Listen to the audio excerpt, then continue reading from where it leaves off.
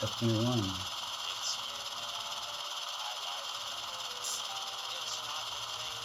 That is not the air dryer, that's someone talking.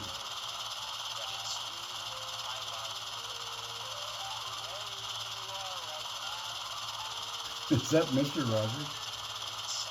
That's hilarious. So F21 is Mr. Rogers' neighborhood. Okay, cool. Engine compartment doors, F23. That's Speedy Gonzalez.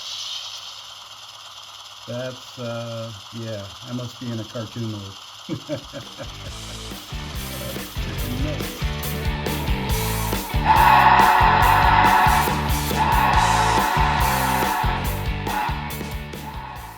Hey guys, what's going on? Hey, finally back from my trip, so I can do a quick review on this Rapido 44 tonner. Cool little model. And the one that I purchased was equipped with LokSound and in the Southern Pacific paint scheme. So let's check it out. All right, so here's the General Electric 44 tonner from Rapido with LokSound. Just a quick review. The locomotive's in the Southern Pacific dark scheme with the yellow stripes. The dark paint tends to hide some of the details, but I'm going to try to zoom in and show you the effort that Rapido put into making this a fairly detailed model. One thing I did notice though is that all these little extra detail pieces are included, and these look like window shades. Not sure what these guys are. I have to do some research. I'm not sure what those guys are either, or these. And the problem with that is nowhere in the instructions does it say where they go or what they are.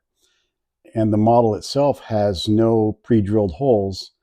So if you wanted to install this stuff, you're going to have to, looks like you're going to have to drill some holes in the model. Let's see if we can zoom in and see what they look like closer. What do we got here? Can I get any closer? Yeah, maybe. So these look like, I really don't know what they are. They look like they're a little concave. Here, let me turn one over. I mean, they could be mirrors, but they're awfully big to be mirrors. Maybe they're just shades. I don't know. Those could be exhaust pipe extensions, but I'm still, once again, I'm not sure what those are. And these seem to be too long, you know, in this direction to be a sunshade for here.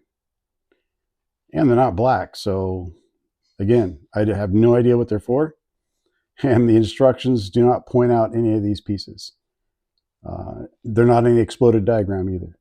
So yeah, kind of big question mark there. If you're not a, you know, a 44-ton aficionado, you're not going to have any idea where those parts go. But anyway, so yeah, that's the only, that's the only negative thing I can come up with as far as this model is concerned. The model itself has a ton of detail. It's really hard to make out, like I said, with this paint scheme, and I'm sorry if I'm zoomed in and I'm holding the camera, but all these little levers for the access doors here are separately applied pieces of brass. Those are actual levers. Pretty cool. The guardrails easily pop out of the holders, like right here you can see. But that keeps them from breaking, right? And I didn't get it in the holder there, as you can tell. So yeah, that keeps them from breaking since they pop right out of the holder. So you need to be careful with that if you want to, you know, show the model off in regards to details. You know, there's the box it comes in, and it comes with that manual, which is fairly decent, except the exploded view, like I said, doesn't show you what to do with these pieces. So let's spin this guy around. I mean, maybe we can get some light reflecting off of this.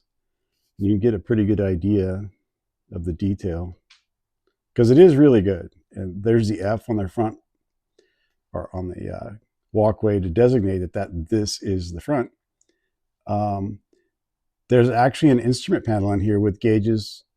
There's seats for crew figures, and the instructions do tell you how to take off the cab to install crew figures if you would like. Coming around here, we have all the grab rails. And do we have a cut lever for, yeah, we do. Got air hoses.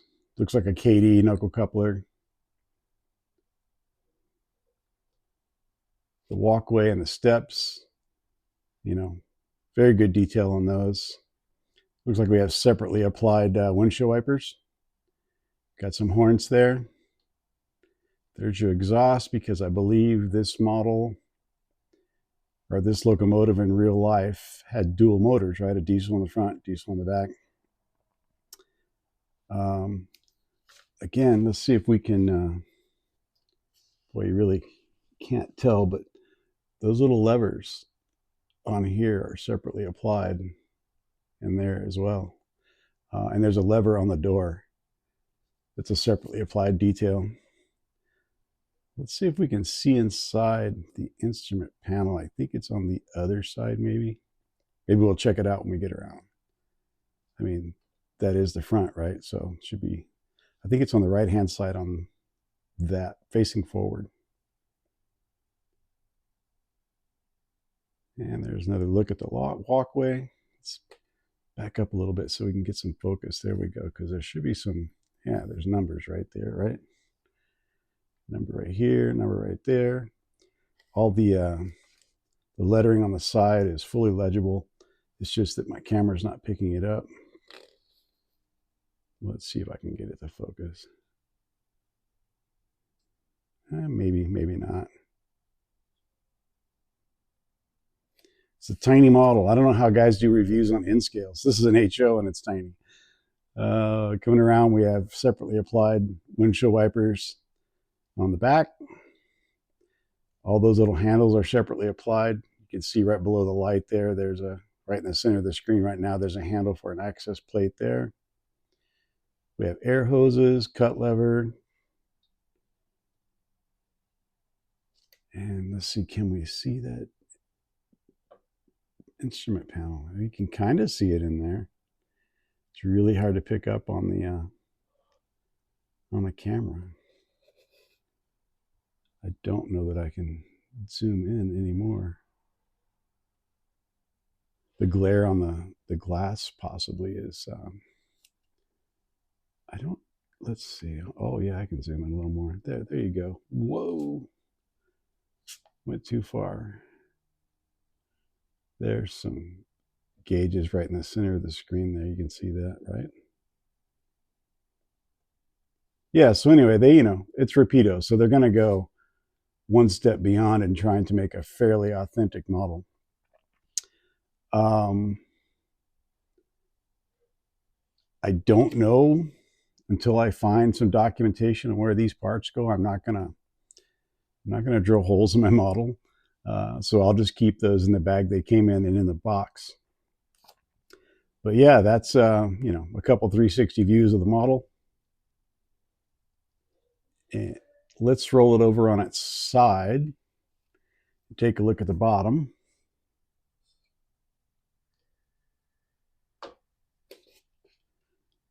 So again, it's Rapido, so you're going to have some details on the bottom that you wouldn't normally get. Look at the air tanks that you don't even see are there, and then some air lines, and that looks like a toolbox. Looks like they've perforated that for sound. Probably the speaker sits right in there.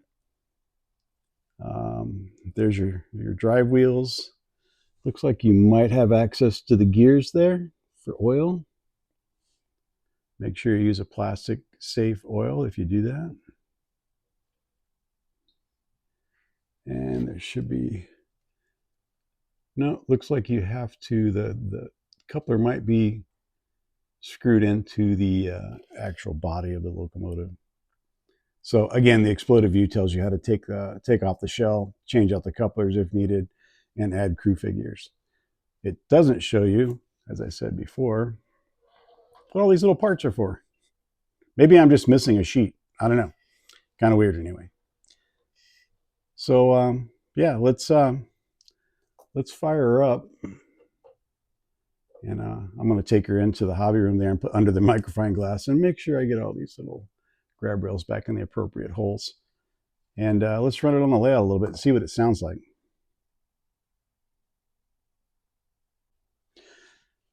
For those that are curious about boxing and packaging, this is the manual that comes with the 44-ton from Rapido.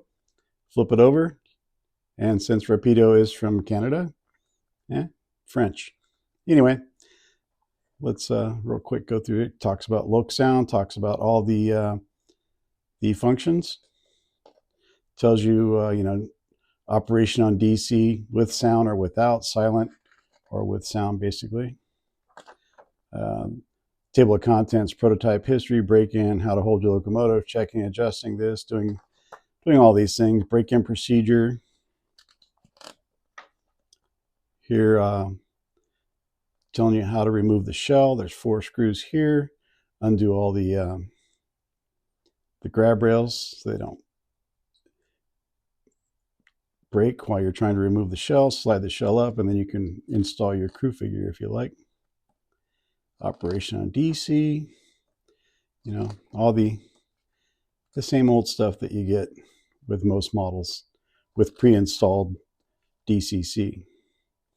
Here's how to change your horns, your bells, turn on, turn off the brake squeal, or different types, composition shoe or cast iron brake shoes. Look at that. You can have 2 different types of squeal. That's interesting.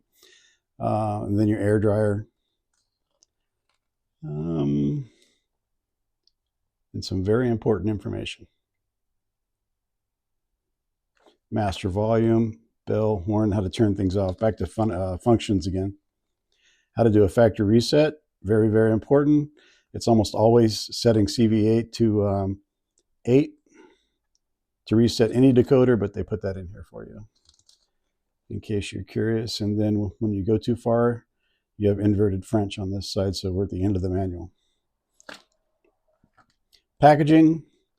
It's a slip case over a cardboard box.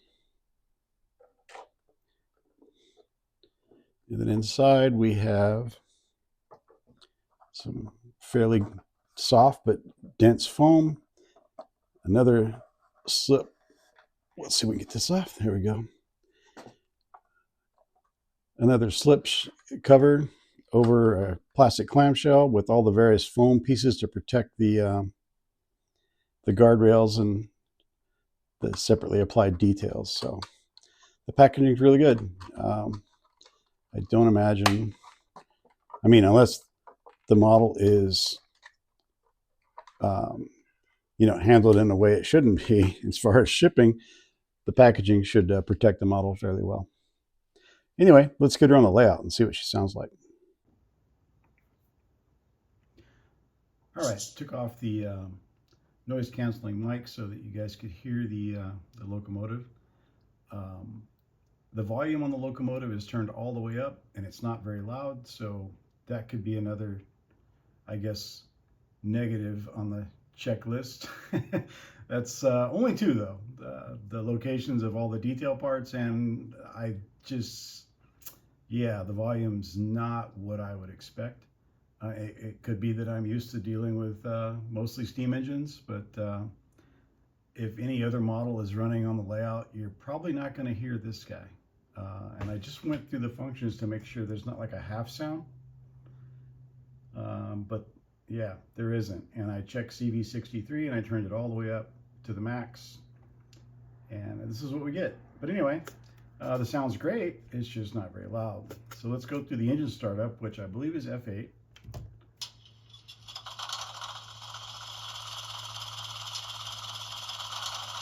Yeah, okay. So wanted to make sure there were 2 engine startup sequences there, and there were, so that's cool. So at the top, let's work our way down. We have F1, which is bell.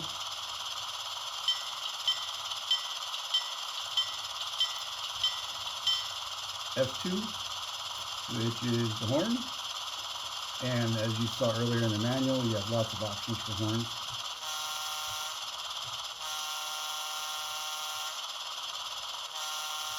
Keep in mind that's turned all the way up, and it's barely noticeable. So moving on down, F3 is flange squeal, but I'm sure that only works when you're in motion. I'll turn it on just in case we can pick that sound up when we start to move here. F5 is a Doppler horn, which is supposed to simulate, you know, the locomotive going by. Let's check that out.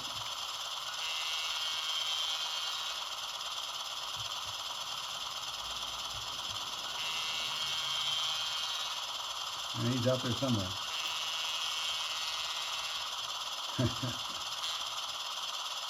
Oh, still going. You can tell it just went by there. That's pretty cool. If it was louder, it'd be really cool. As far as more sounds go, let's see, F8 is going to be mute or shut down. F9 is drive hold. You can press F9, I think, and notch up the prime mover, and then hit F9 again, and it'll accelerate, which basically allows you to rev the engine without moving the locomotive. F11,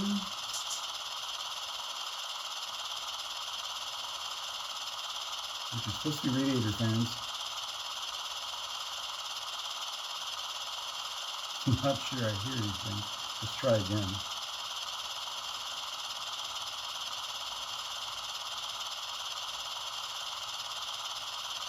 Yeah, like I said, the sounds are just not very loud on this guy, and it's turned all the way up. Number board lights, so we can turn those off. That's interesting. Let's see if they turn off here. Yep. And let's turn them back on. There we go. That's F19. Air compressors, F20.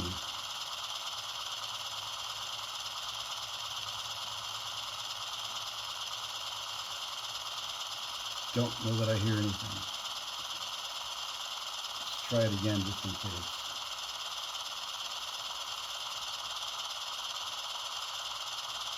Nope. Maybe you guys can pick that up on the recording, but I'm not hearing it in real life. Air dryer. F21.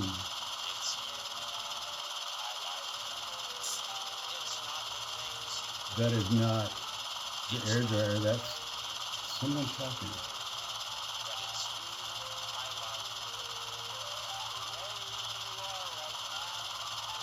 Is that Mr. Rogers? That's hilarious. So F21 is Mr. Rogers' neighborhood. Okay, cool. Engine compartment doors, F23. That's Speedy Gonzalez. That's, yeah, I must be in a cartoon mode. That's freaking nuts. You have to go download the ESU LokSound V5 decoder manual to find and access more features. Oh, cool. It does have MoPower. It's a capacitor-based temporary energy storage system. So, should be able to cruise on and over most turnouts and or small sections of dead track without any problems. Might have to do a factory reset and see what happens. And again, it's at factory settings right now. I haven't even changed the address. But let's zoom out and get some forward action here. First, let's I'm going to move the camera a little bit, possibly pick up on the headlight. And make sure we're moving forward, and we are. So yeah, we should have a headlight come on there. Headlight on, headlight off. You can see it slowly turns on, slowly fades out, like a generator powered headlight would do. And let's set the camera maybe right here and do this. Let's notch up. We're going forward, and I am on the speed settings are 1 through 28, and I'm going to go with speed setting 1. Forward. It is a switcher, so there's going to be massive XL and decel lag for realism. Speed notch 2, 3, incredibly smooth. 4, there's your wheel flange noise, pick that up.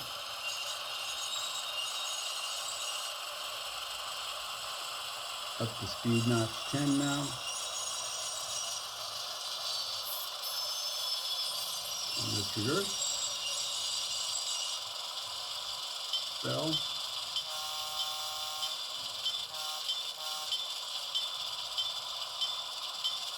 Speed notch 1.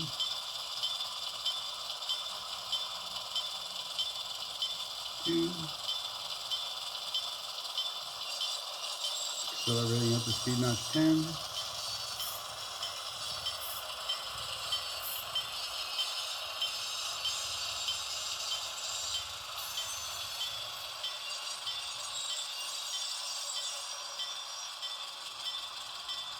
Switch positions or switch directions back to forward. Bell off.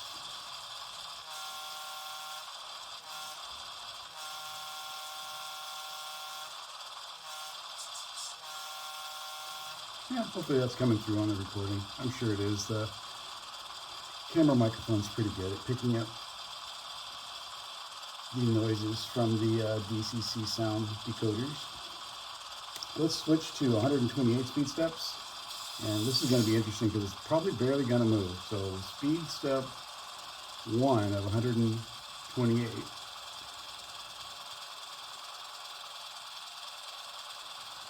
She's creeping right along. Speed step 2. 3. Let's jump right on up to 9. She's a creeper. Let's jump up to 20. You hear the engine notching up. Little wheel flange squeal there. Jump up to 30.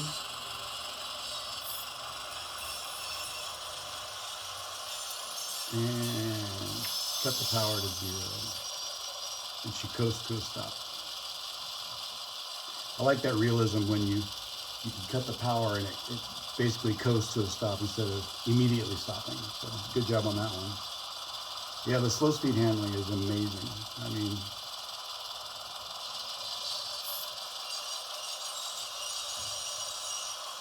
I don't know that I would ever operate it on 128 speed steps because even if you were doing a session,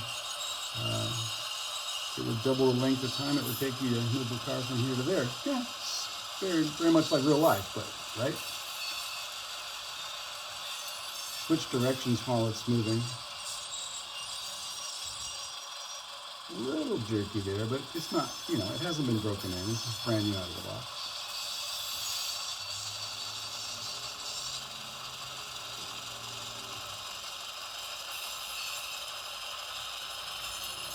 And cutting the power. Let's do an engine shutdown. Whoa. All I did was press F8. It's doing a grade crossing horn. And then it's doing the, that's funny. Engine startup. Engine shutdown.